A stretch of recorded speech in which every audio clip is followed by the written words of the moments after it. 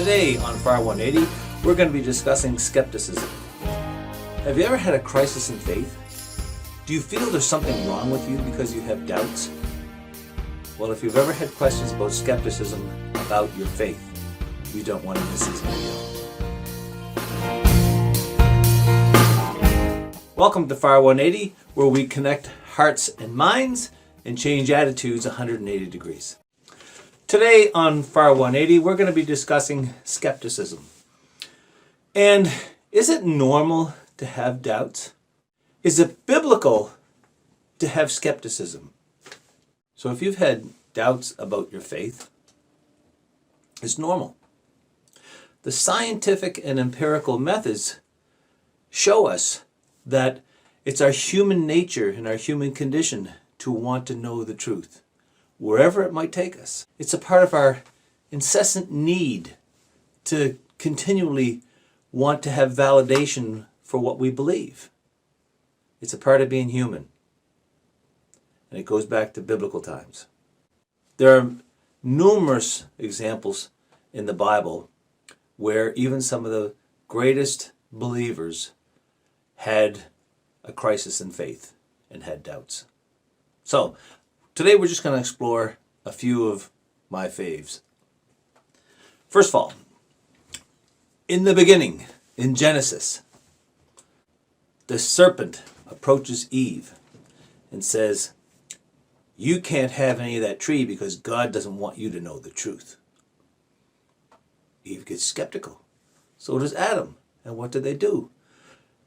They do something they shouldn't do. But it was based on their doubt and their skepticism. In Luke 17, the apostles are with Jesus. You got to think about this for a second.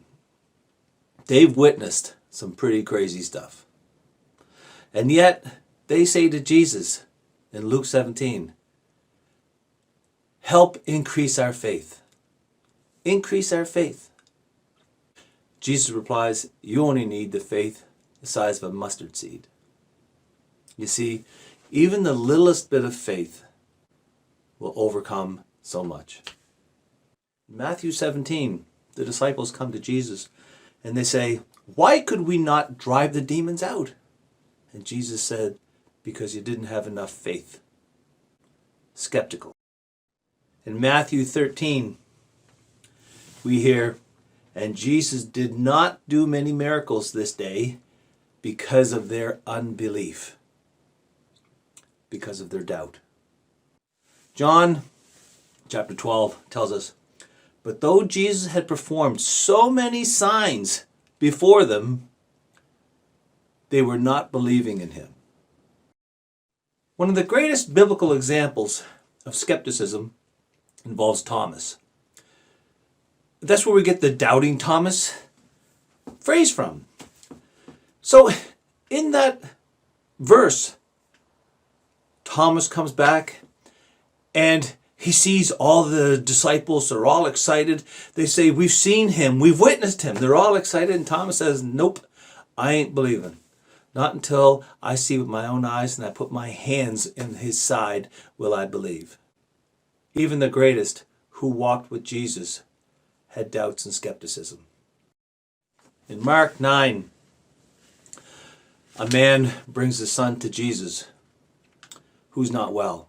And he says, "Jesus, heal my son. Help my unbelief.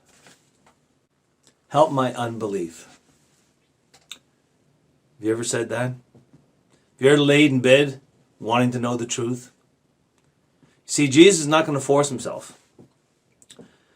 He'll reveal himself to you. You just need to ask.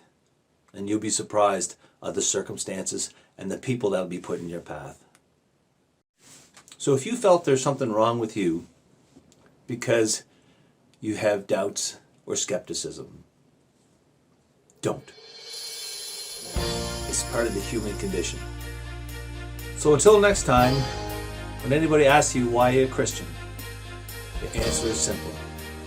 The evidence is beyond any reasonable doubt because it's true.